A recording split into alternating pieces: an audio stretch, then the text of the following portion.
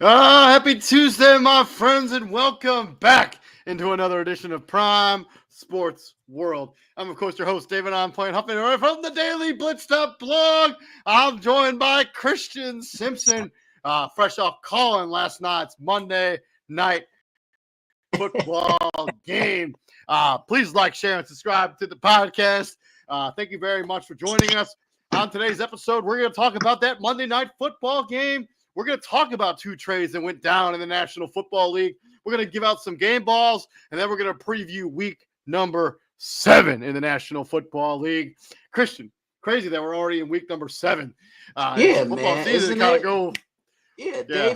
David, look, well, one thing that a lot of people don't know, we have a very close friendship off the microphone, and we talk often, and it just seemed like you and I were talking about what we were looking forward to as week 1 was approaching, and now we're about to be 7 weeks in. It really does fly, and we always wait for it to get here, and then when it gets here, it always it just breezes by. So let's move into Monday Night Football. Let's talk about the Buffalo Bills, because nobody circles the wagons like the Buffalo Bills as they beat the Jets 23-20 in a very, very sloppy, flag-filled game. Both of these teams had over 100 yards in flags. I think 95 for Buffalo, 100 on the dot for the New York Jets. Josh Allen continues to just be spectacular so far this season. He's the only quarterback in the league that hasn't thrown a pick yet this year. Fun fact, 19 of 25, 215 yards and 2 touchdowns in the air. And he had a really nice play on third down that basically sealed the game in under 2 minutes. He also had the lone rushing touchdown for the Buffalo Bills. But Ray Davis got the start, making his first NFL start. If you don't know his backstory, go Google it. It's pretty fantastic what he went through, and pretty tragic what he went through in his childhood. The fact that he's in the NFL now, testament to him and his work ethic. 20 carries for 97 yards. He also had 3 catches, 55. Dawson Knox and Max Hollins caught the lone receiving touchdowns for Buffalo. On the other side, Aaron Rodgers and the Jets, a shaky day at the office. There were times where this offense looked immaculate, and there were other times where you were really head-scratching, like where the offense was going to come from for the New York Jets outside of Garrett Wilson and that Hail Mary from Allen Lazard. Bryce Hall goes over the century mark. Aaron Rodgers, 23 of 35, 294 yards, 2 touchdowns, and a pick as they fall. And basically that pick that Aaron Rodgers threw towards the end of the game, not only did he underthrow Mike Williams, if you lead him up the field, that's a touchdown, and they probably win this game. He underthrew Mike Williams, almost got him hurt on the play, too. He gets picked by Taylor Rapp. Great play by him. Trayon Johnson, I apologize. But Christian, I mean, what do you take away? And both of these teams made trades to improve their wide receiving core over in the last 24 hours. Let's talk about this game, and then we can talk about the trades here in a minute. Yeah, Buffalo came out and they set the tone early on. We're going to run the football. No James Cook, established Ray Davis, and the Jets had no answer for him because there was no tape on him. And just the control that Josh Allen was playing with, because it just seemed like he was rushing things and he was trying to press things against Houston a week before. And you even said it last week on this show, David.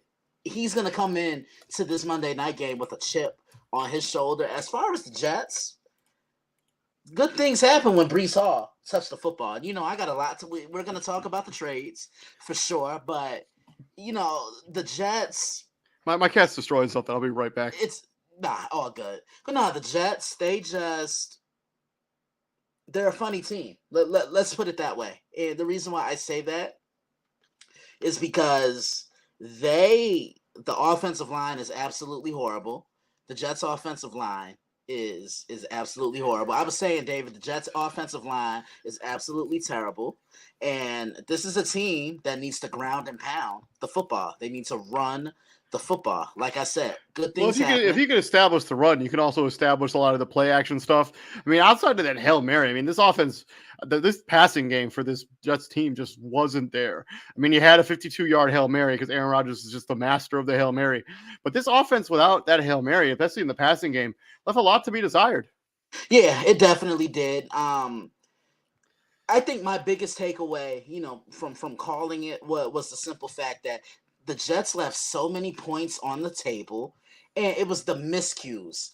You missed 2 field goals. That's 6 points right there, and you're in the lead. Your defense played pretty well for the most Yeah. part, but it was special teams, and it was the penalties that just absolutely destroyed any type of confidence for the New York Jets. And it's not only that. I mean, this like you couldn't really build momentum in this game because there was like flags on every play.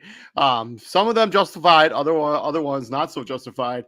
And we kind of saw the effect of the wind in this game. I mean, Greg Zerline and that extra point that Tyler Bass tried to make was one of the worst attempts I've ever seen. Like though the wind just absolutely took that for a ride. And Greg the leg Zerline is one of those big legged kickers. Like you don't expect him to miss a 23-yard field goal. So I think that was definitely a factor. But yeah, I think the officiating in this game was suspect at best. I think that terrible pass and roughing the passer call on Epinesa that would have ended the drive that ended up resulting in a touchdown, I do believe, for or a field goal attempt that ended up being missed anyways. But that, I mean, the officiating, I mean, it has to be better than this. I'll say this. The roughing the passer they called on Aaron Rodgers was not roughing the passer. And this is the problem that I have with the National Football League, David. They're trying to do everything to maximize the advantage for offense and minimize what a defender can do. Can't tackle, can't go helmet to helmet, can't aim low. So what, you know me, I'm a former defensive player. So it's like, okay, what can we do? Yep. Moving on from this game, let's talk about the two trades that these two teams made. Let's start first in New York. Obviously, they trade for Davante Adams a day after. I mean, outside of Garrett Wilson, they really left a lot to be desired in the passing game. They give up a conditional third-round pick. That can become a second if Davante Adams becomes a first or second team All-Pro, or he's on the active roster should the Jets go to the AFC title game or the Super Bowl. This is a trade the Jets had to make. You fire your head coach, you lose a game in prime time, and then you have to push your ships to the million because you don't. Aaron Rodgers could up and retire after this season. Yeah, but I'm gonna be completely blunt here, and I'm gonna be completely honest. This doesn't move the needle for the New York Jets because they have problems on that offensive line, and I said it to someone earlier, and I'll say again, David. You can have a prime Randy Moss on one side. You could have a prime Terrell Owens on the other, and you could have a prime Marvin Harrison in the slot. It won't mean anything if you don't have the protection up front to keep you upright and on your feet. Yeah, I mean, yeah, but I think that you have a rapport with Aaron Rodgers and Davante Adams. I think that this. I mean, you had to make this move. Like you didn't. No. I mean, you couldn't continue to move forward with the roster staying the way it was. I mean, you had to make this move. This gives you the best chance to kind of figure this out.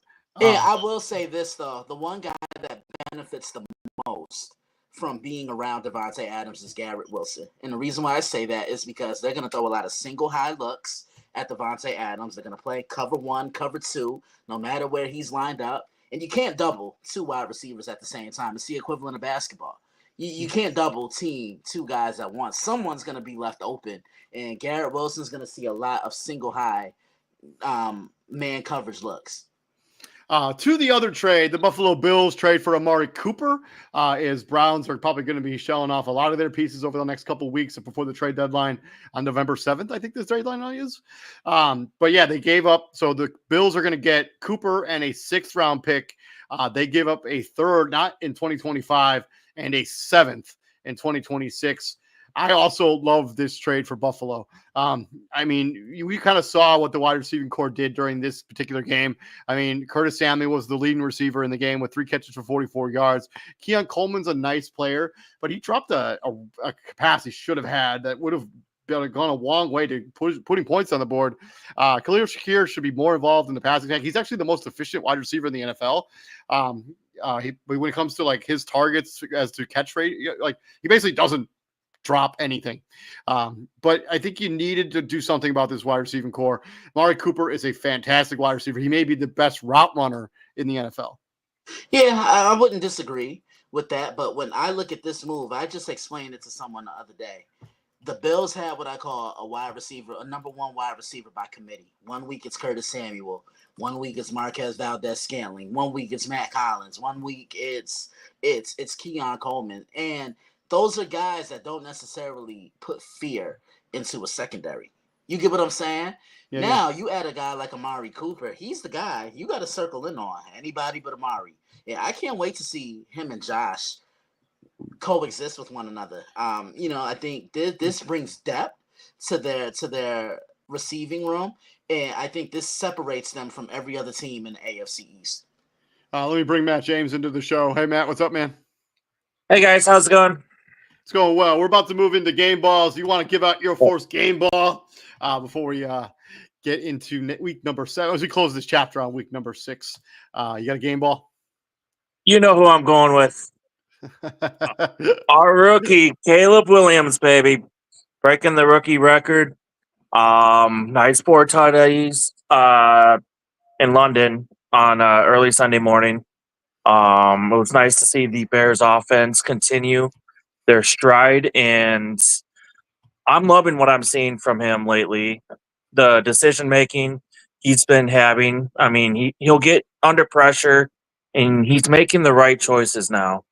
So I'm giving Caleb Williams the game ball. He had a very strong performance against Jacksonville this past weekend.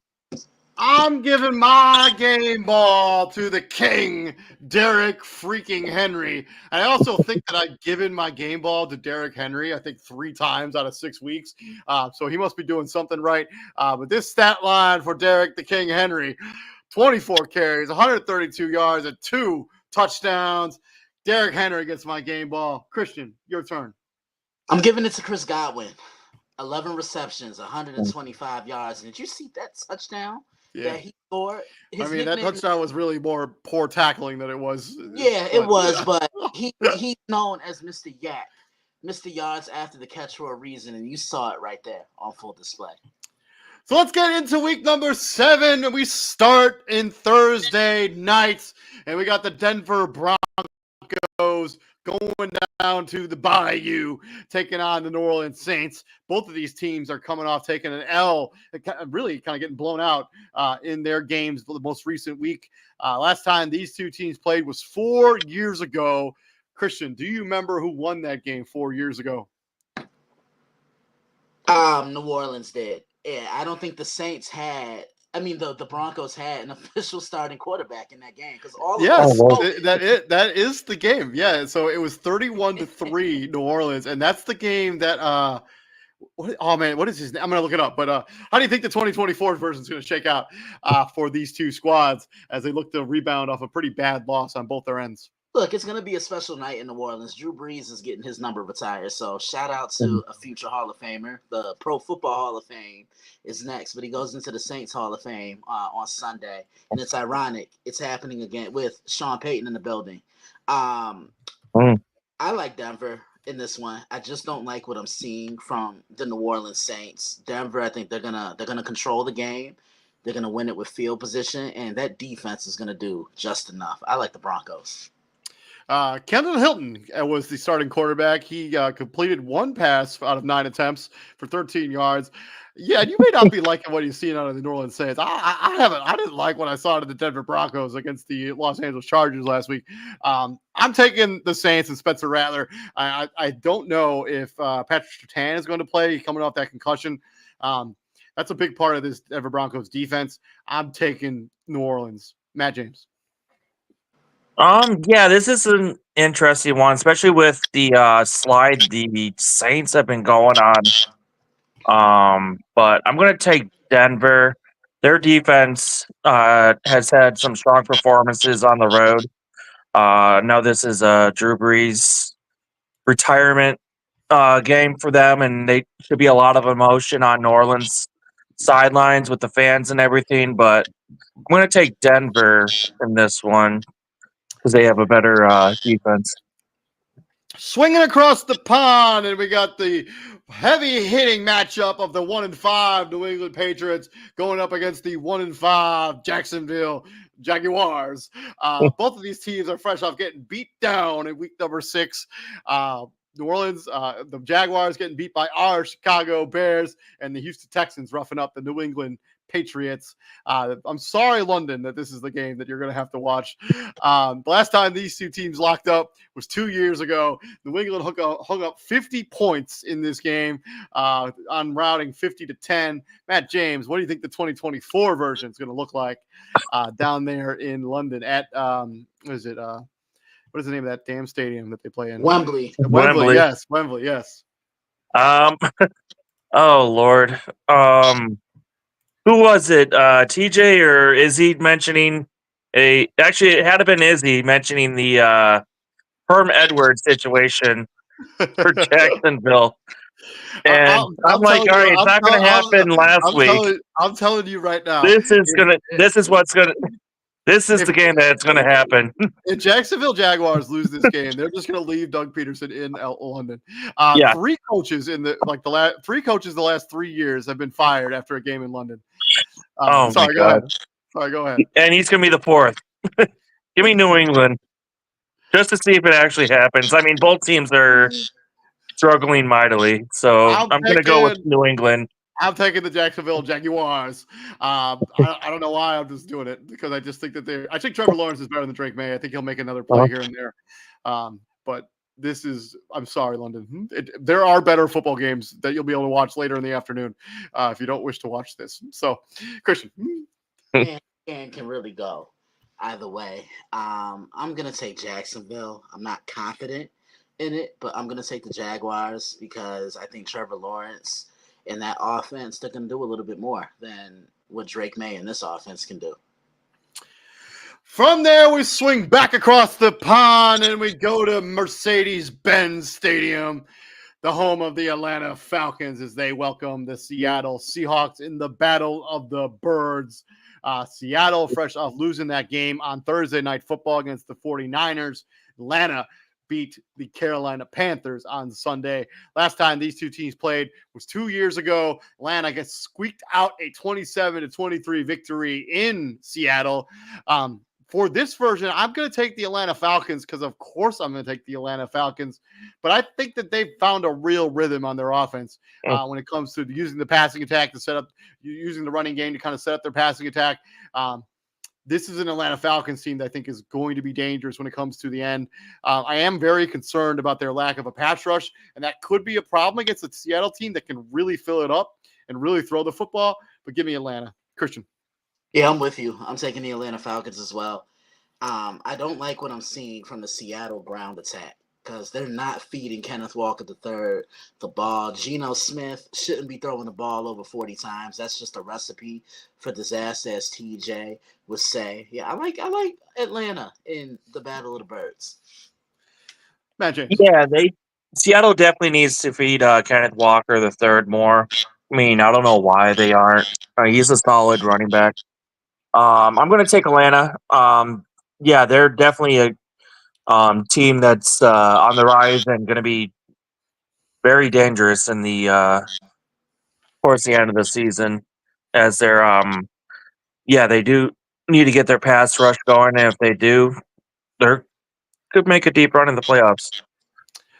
Moving on into the AFC, and we got the Tennessee Titans going up against the Buffalo Bills as they look to break out their new toy in Amari Cooper for the Bills.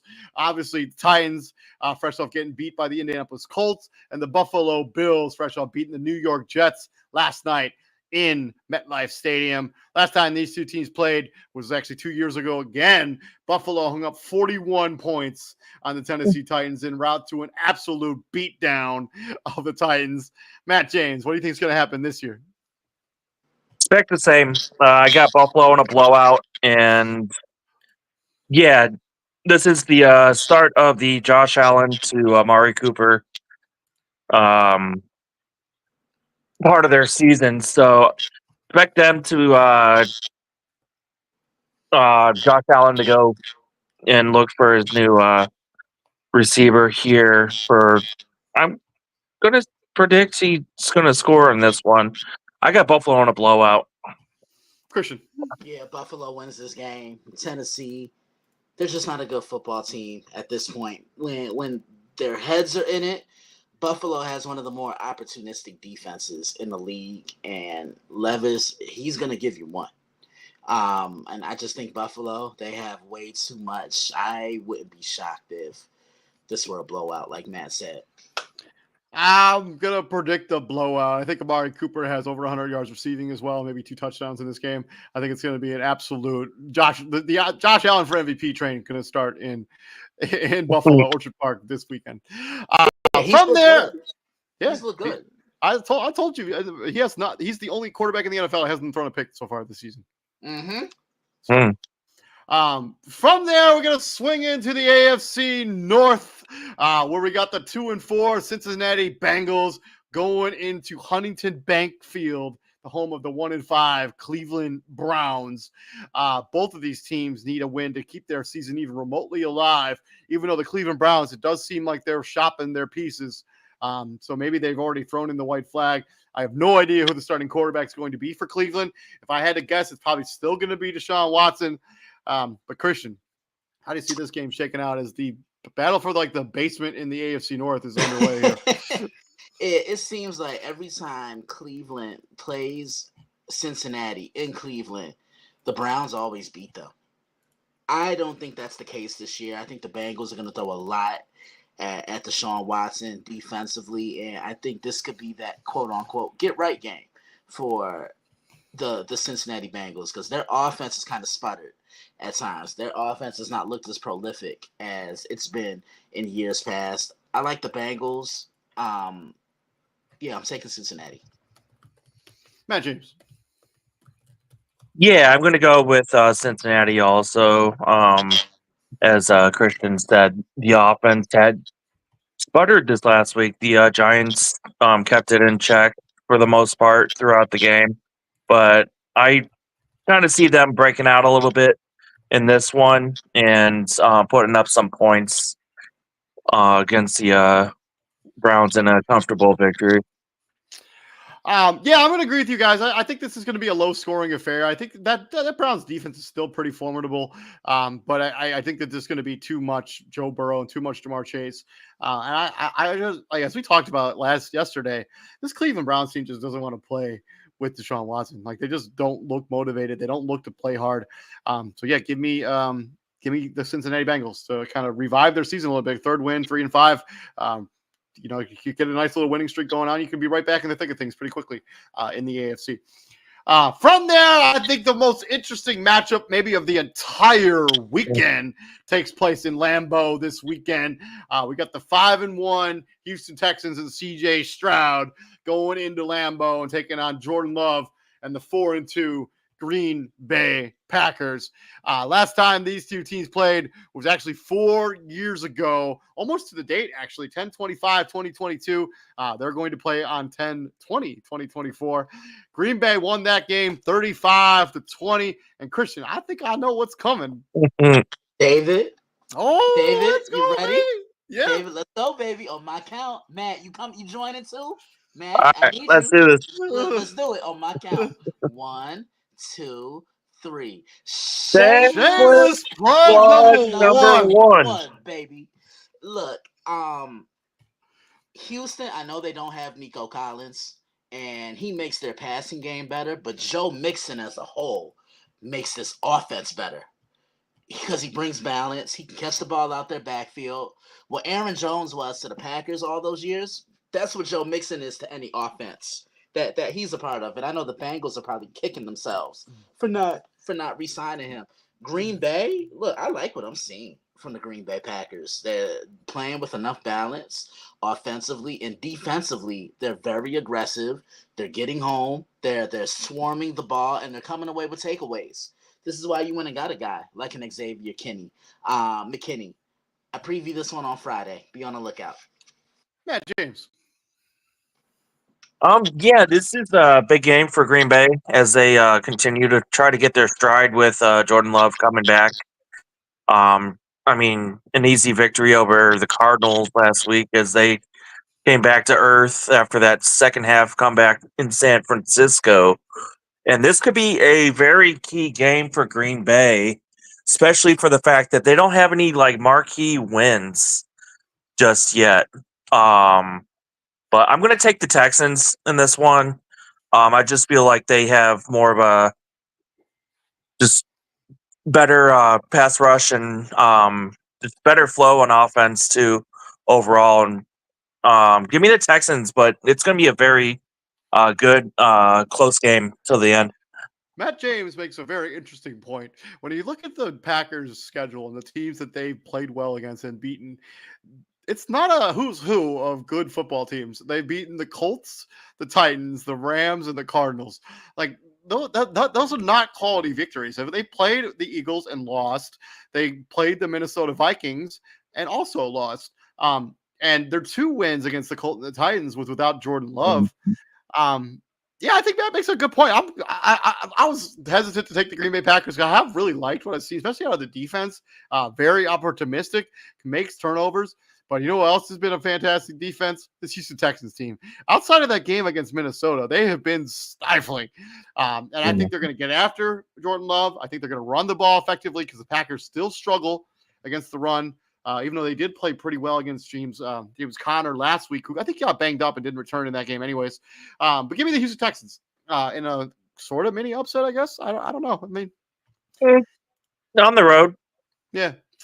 From there, we're going to swing into Lucas Oil Stadium, the house that Peyton Manning built brick by brick as the Indianapolis Colts welcome in Miami into their house.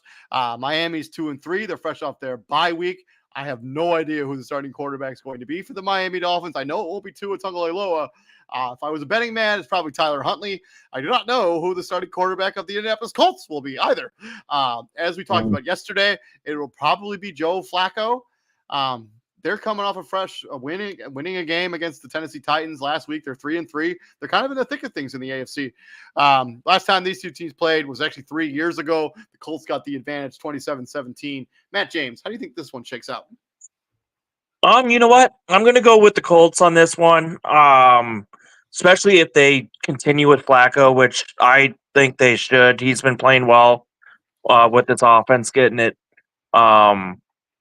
them some victories in there. I know they lost to Jacksonville in a high-scoring affair on the road, but I just don't see anything with this Miami team that gives me any confidence that they can go on the road and win this one. So I'm going to go Indy. I'm also going to take the Indianapolis Colts. A lot of the same reasons that Matt James has kind of referenced. Yeah, I mean, the Miami Dolphins offense just looks terrible. And this looks like a team that's kind of checked out without Tua Tagovailoa. Give me the Colts. Christian. He's jumping back in. Well, I guess we'll move on to the next matchup, which is a battle in the NFC North for that number 1 seed in the NFC North, at least currently. We got the 4-1 Detroit Lions coming off putting a thumping on the Dallas Cowboys, going into U.S. Bank Stadium, the home of the Minnesota Vikings, who are currently undefeated. They came off their bye. I don't remember who they played before their bye. Was it Houston? No, it was the Jets. They played the Jets in London, so they're fresh. Obviously, we mentioned yesterday our thoughts and prayers out to Aiden Hutchinson, who had successful surgery on that broken tibia and fibia. Expected to make a full recovery next season, but then gruesome injury. Wish him nothing but the best. He was probably on his way to winning Defensive Player of the Year. Matt James, go ahead. Christian, welcome back to the show. Actually, we know what we got with Christian here, right? I'm gonna let him go. No, you can go. Okay, I'll go first. He... I had Detroit with Aiden Hutchinson being the best team in the NFC. Especially going to this game, and I had them going in and taking down Minnesota to prove that. I'm questioning it a little bit now, but I'm still going to go Detroit. I just feel like they have a good flow going, and Minnesota coming off the break out of London. Some teams, don't necessarily come out, firing on all cylinders like they did going in. So I'm going to go Detroit on this one in a very good matchup for the NFC North lead. Christian. David, you know what time it is. Oh, I know what time it is. Let's Let's do go. it. Come on, let's do it again.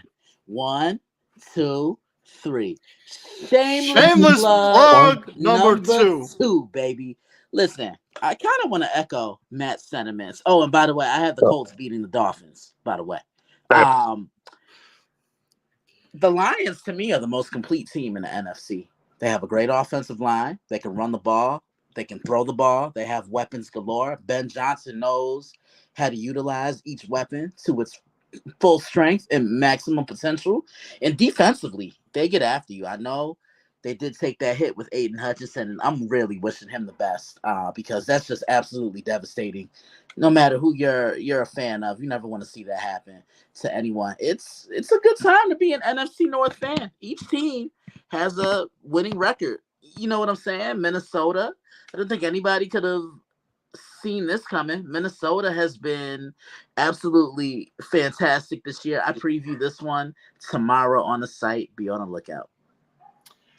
I think the Lions are still the best team in the NFC. Like I know the Aiden Hutchinson injury is tough, but it's a next man up mentality. You got to have that mentality in the National Football League. They have some other good pass rushers on this team. Actually, they just extended McNeil for 4 years today. So hopefully he's going to be able to be there. The defensive tackle, but. Minnesota's kind of playing with house money. Like nobody thought they'd be where they are now. I mean, Sam Darnold's also playing a little bit of house money, and let's not pretend like playing with house money isn't like one of the best drugs in the world. Like when no one has any expectations for you, and you're just like just cruising. Like I'm taking Minnesota. I think that they are just going to continue to ride this wave and this momentum. They've been really fun to watch. Their offense is a little bit concerning against the Jets, but that was a fantastic defense. But I'm going to take Minnesota, but I will preface this by saying I would not be remotely, even slightly in the tiniest surprised if Detroit Lions went into Minnesota and basically ran the ball down their throat and beat the crap out of them. For real. Anyways, staying in the early afternoon window, we're going to swing into MetLife Stadium, the home of Christian's New York Football Giants, as they welcome in a division rival, the Philadelphia Eagles, with no love lost in this matchup. Philadelphia coming off that victory against the Cleveland Browns, and the Giants following that game on Sunday Night Football to the Cincinnati Bengals. Christian, you have any faith in your Giants in this game? Not at all. I definitely like Philly. The Giants defense is going to make it tough, but it's the offense that's really struggling. You saw it on Sunday night against the Cincinnati Bengals. They had chances to move the ball up and down the field, and they just got stuck in their own way. Philly, I don't know what's going on with them, but I think this game is going to be one of the closer contests of the day. I definitely like the Eagles. Saquon's going to want to come out and have a huge game. I already know what type of reception he's going to get. Yeah, MetLife is going to be rocking on Sunday. I think this is an interesting matchup because I actually think the Giants have played better than I anticipated this season. And the Eagles, on the other hand, have played worse than I have anticipated. Although their two rookie corners have been outstanding, at least especially last week against the Cleveland Browns, against a really good wide receiving core there in Cleveland. Jared Jeudy and Amari Cooper, they kind of limited that offense all game, those two rookie corners.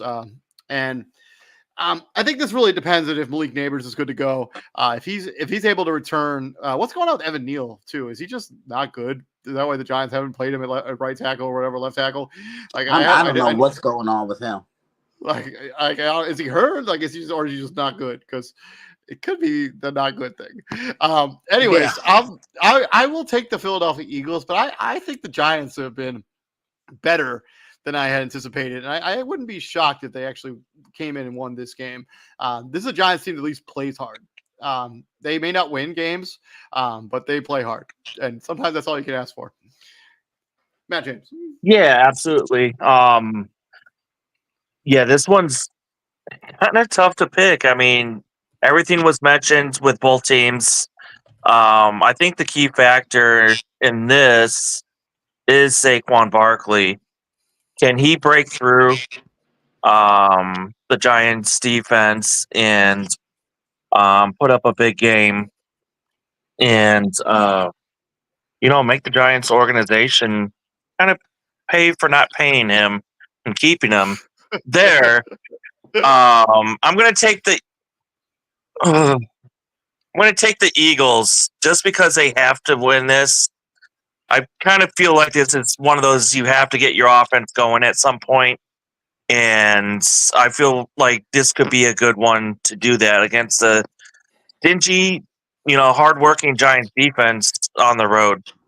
I mean, especially if Kayvon Thibodeau remains out. I mean, I know Brian Burns and Aziz Al-Awlari had one of the all-time games against the Cincinnati Bengals, but I just don't know if they can keep that up for more than one game. So, moving on to the late afternoon window, we're gonna swing into LA, into beautiful SoFi Stadium, the home of the Rams, as they welcome in the Las Vegas Raiders, who are kind of in a free fall right now as they continue to kind of not win games. And they traded off some of the pieces. We'll see if Max Crosby is the next piece to get traded. They're 2-4. They're fresh off getting their butt kicked by the Pittsburgh Steelers. The Rams were on a bye last week, but they did lose the week before against the Green Bay Packers. And a game that was at least competitive. Last time these two teams played was 2 years ago, and the Rams squeaked out the 17-16 victory. I actually wouldn't be surprised if the result is very similar in this game. That game was also in SoFi Stadium. I will take the Rams. I just think these two teams are both kind of just not good, in my opinion, especially the Rams, all the injuries. Yeah. I think if they were healthy, I think that'd be an interesting attack, especially on offense. I'll take the Rams, but I just don't have any faith in the Raiders. I'm going to go Rams too. I mean, not much to say with either squad here. Andrew Thomas is out definitely out too. Yeah, he is. I didn't even know that until I was going to check to see the status of Evan Neal, and then I find out that Andrew Thomas is out. Evan Thomas is out. Evan Neal's not hurt; he's just not playing. So. He's just not good. Yeah, so, there we go. There we go. So your two first-round pick at tackles in back-to-back seasons are both going to miss this game against the Philadelphia Eagles. So that's tough. Yeah, and I like the Rams in this one. I don't think anything else really needs to be said. Okay. Moving on from there, we got what we thought was going to be the battle of the young quarterbacks is now turned into the Jaden Daniels show as the Carolina Panthers go into Washington, taking on the Commanders. Both of these teams are coming off taking losses. Carolina, obviously, to the Atlanta Falcons, and the Commanders suffered their second loss to the hands of Lamar Jackson and the Baltimore Ravens. That's a preseason game. I looked it up. Christian, how do you think this one shakes out? I like the Commanders. I like for them to bounce back. I know Sunday was a tough win for them. They hung around, but at the end of the day, Baltimore was just the way better football team. Yeah, the Panthers just aren't good. They made it tough for the Falcons early in that game on Sunday, but then Atlanta made the adjustments and kept their foot on the gas. I like the Commanders. Matt James. Yeah, I got the Commanders in another Arizona-like victory. Maybe Bryce Young comes in this one like he did against the Bears for a series or two. You never know. Last time these two teams played was 3 years ago. The Washington football team at the time beat the Carolina Panthers 27-21. I actually wouldn't be surprised if this is the exact same score that we see in the 2024 version. But give me the Washington Commanders. They're just a better football team, and they have a better quarterback right now than I think Andy Dalton is. And I also wouldn't be surprised if the Carolina Panthers end up being sellers as we get closer and closer to the trade deadline. Moving on from there, we're going to swing into the next late afternoon window, and it's a rematch of the Super Bowl, which I cannot believe is not on primetime television. Why would you not put that on Sunday night or just kick this Chargers-Cardinals game into abyss and just give me this rematch of the Super Bowl? Are you kidding me? The Chiefs coming up there by their 5-0. San Francisco 49ers coming off a very important victory against Seattle. Christian, I think I know what's coming. Come on, guys. I need y'all one last time. Y'all ready? Let's go, man. Yeah. 1, 2, 3. Shameless Shameless plug plug number Number 3. 3. Yeah, we all know what happened the last time these two teams met. San Francisco was up by 10 points, and the Chiefs found a way to climb back into the game, and the Chiefs ended up doing what no team has done in 20 years. Let's repeat as Super Bowl champions. Now, the Chiefs come in off that bye week 5-0. And I know they haven't looked the greatest, but they're still winning football games. And I like the fact that they can win games with their defense now. They're just not depending on the offense to close things out and control and shoulder most of the load. As far as San Francisco, that's a huge win for them the other day against the Seattle Seahawks. But I will say this: they need Devin White, and they need Devin White in the worst way because he's one of the better run stoppers. Dre Greenlaw is out. We don't know when he's coming back, but they need someone to patrol the run in the middle. I preview this one on Thursday. I cannot wait. Catch it on the site. So this is gonna be. This is gonna be. I mean, this is a really interesting prediction here because, like, I also don't know what Jordan Mason's next technically his status is in this game, but it doesn't really seem to matter when it comes to San Francisco running backs. They just plug somebody else in there, and he automatically goes for 100 yards too. But this game is in Levi Stadium.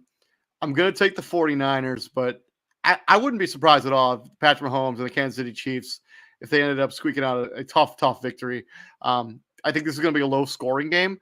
I don't expect either team to get into the 30s. I expect this to be like a 25, kind of like the game we saw last night, minus every flag that ever existed. And yeah, I'll take San Francisco 23-20 over the Kansas City Chiefs. I think they get a little bit of revenge. It doesn't really count because it's not the Super Bowl, but I think they get a little bit of revenge against Kansas City. Give me San Fran. Matt James. Yeah, I'm going to go with San Fran in this one, too. I just think they need to continue and build off their momentum coming out of that Seattle game on the road, which is a tough place to go and play in, especially in any time, even it's prime time. But yeah, give me San Fran. I just think they're going to come into this one with a lot of heart, a lot of emotion, wanting to beat Kansas City after their struggles with them and take them down at their own home field. And this would be a very big victory for them to get things going into the second half, too. Moving into Sunday night football, we got the New York Jets and their new toy and Devontae Adams going into Acrisure Stadium. We're just going to call it Heinz Field, the home of the Pittsburgh Steelers. They're fresh off getting shellacking the Las Vegas Raiders. Last time these two teams played was 2 years ago. The Jets squeaked out the 24-20 victory over the Pittsburgh Steelers. Christian, how do you think this version shakes out? I think it'll be kind of the same type of game. I know the Steelers are starting Russell Wilson, which kind of shocked me. But, oh well, Mike Tomlin. I think Mike Tomlin knows what he's doing. Is that real talk? Yeah. He's teasing Bears fans. Wow. We only got a couple games to go here with Justin Fields. Yeah, he's starting. Russell, last name Wilson. Wow. The Steelers aren't going to be able to throw on the Jets, and they know that. But the Steelers, they got to get back to pounding the rock and running the football. They did that on Sunday against the Raiders, and look how it paid dividends. I like the Steelers. I just don't like what I'm seeing from the Jets, and this offensive line will not have an answer for TJ Watt. Yeah, I'm gonna take the Pittsburgh Steelers too. I'm shocked at that Pittsburgh Steeler quarterback news. You're breaking something to me. I did not know that. Yeah. I also worked all day and I was at the gym right before the show. So look, man, life. I get it. But I think that we saw this Jets offense look pretty pedestrian against a Buffalo Bills team. This pass rush for the Steelers is even better than that. The defense is better than that. Give me the Steelers. That's real head scratching. I don't understand that decision. I mean, he just came off a really big victory where he played well in that game against the Las Vegas Raiders, and you pull the plug. I mean, unless they really want to conserve that draft pick and not give up, that's a terrible decision. Yeah. Matt James. I kind of want to go to the Jets in this one, but I'm not going to. Pittsburgh did actually lose kind of a weird kind of game with that long delay against Dallas. I don't think they're going to do that again with the Jets on offense. It's going to be a low scoring game. Give me Pittsburgh at home. Moving into Monday Night Football, we got two games. One of them is on ESPN Plus, the streaming service provided by ESPN. Thankfully, that game is not that interesting. So if you don't have ESPN Plus, you're going to be okay. You're going to get the good game on ABC and ESPN. It features the 4-2 Baltimore Ravens going into the pirate ship, taking on the 4-2 Tampa Bay Buccaneers. And both of these teams are on a bit of a roll here. As Tampa Bay, I think they only won the one in a row, but Ravens 3 straight. And Derrick Henry's been really firing on all cylinders. Christian, how do you think this one shakes out? Yeah, this is going to be fun. I think this is going to be a collision course because Tampa's pretty good against the run. And what does Baltimore like to do? They like to pound the rock. They want to run the football. They want to establish the big guy. And look, Lamar is playing at an MVP level once again. Taking care of the ball. He's making throws. He's making it happen with his feet. But he's in more control from the pocket. That's what I've been wanting to see from him. Tampa, they have weapons. Chris Godwin, they have Mike Evans, and Baltimore's not that great when it comes to stopping the pass. But I just think this Baltimore defense, this Baltimore front seven especially, they're going to get after Baker Mayfield. I think this is going to be one of the closer games of the entire week of NFL action. I like Baltimore by a field goal. Yeah, Justin Tucker calls game. Last time these two teams played was 2 years ago on October 27th. The Baltimore Ravens won that game 27-22 over the Tampa Bay Buccaneers. I think it'll be a very similar result. Winding the clock forward 2 years as the Baltimore Ravens, I think, will feature Derrick Henry. I think he will have over 100 yards rushing. And yes, Tampa Bay has been stingy against the run, but they haven't really played a team that is as committed to running the football as the Ravens are going to be. Exactly. Give me Baltimore. Give me Baltimore. Matt James. I'm losing my voice. Give me Baltimore also by Super Bowl pick. It's going to be a fun one to watch. So, a lot of points, just a lot of action. So it'll be fun. Moving into the other Monday Night Football game on ESPN Plus, if you're lucky enough to have that streaming service, you have the Los Angeles Chargers, fresh off that victory against the Denver Broncos on Sunday, and the Cardinals, fresh off getting beat down by the Green Bay Packers in Lambeau. This game is in the Big Toaster. Last time these two teams played was 2 years ago, and the Chargers squeaked out the 25-24 victory. Matt James, how do you think this one shakes out? All right. I'm going to say this right here and there. I'm going to be clean on it. I went 13-1 last week in picks. The damn Cardinals I went with on the road to beat Green Bay after, whatever they did in San Francisco at this point. It's like, all right, what the hell? I am not picking them this week. I hope the Chargers go in, pound the rock, and blow them out in this one. And I think they will win this one by at least a couple scores. Christian. Yeah, I'm with Matt. I like the Los Angeles Chargers. I just think they're the better team. Go back to running the football, the hardball philosophy. Running the football, controlling the line of scrimmage, letting your quarterback kind of control things, and the defense will pretty much figure out the rest. I'm also going to take the Los Angeles Chargers. I'm not going to give any more reason because my voice is absolutely fried. I don't know what happened. I just lost it through the show. My voice was fine at the beginning, but it hurts to talk right now. So I'm going to take the Chargers, and that's all she wrote. Thank you very much for joining us here for our Week 6 Monday Night Football recap, Week 7 preview and predictions. Please like, share, and subscribe to the podcast. Tomorrow We bring you Fantasy Football Weekly, and me and Izzy got a lot to discuss when it comes to fantasy football. I'm David Huffman, Matt James, and from the Daily Blitz Stop blog, Mr. Christian Simpson. Gentlemen, what do we do here at the Prime, my friends? We bring the heat. Yes, sirs. We'll be back here tomorrow. You guys all be safe. Y'all have a good night. And it's supposed to get really cold here in Fort Wayne tomorrow, so we could really use that heat. So see you guys later. Have a good night. Stay safe. All right. Be safe, guys.